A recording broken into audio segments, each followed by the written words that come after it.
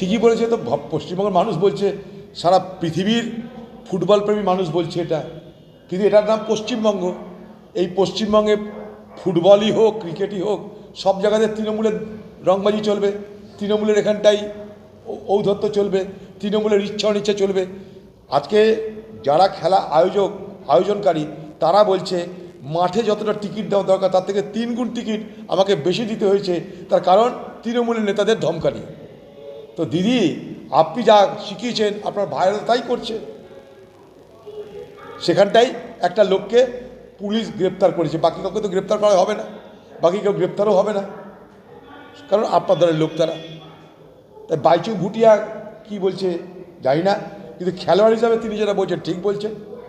আমি নিশ্চয়ই মনে করি যে খেলার জগতে খেলোয়াড়দের নেতৃত্ব দেওয়া উচিত। রাজনীতি জগতে যেমন রাজনৈতিক ব্যক্তিদের নেতৃত্ব দেয়, তেমনি খেলার জগতে খেলোয়াড়রা নেতৃত্ব দিক।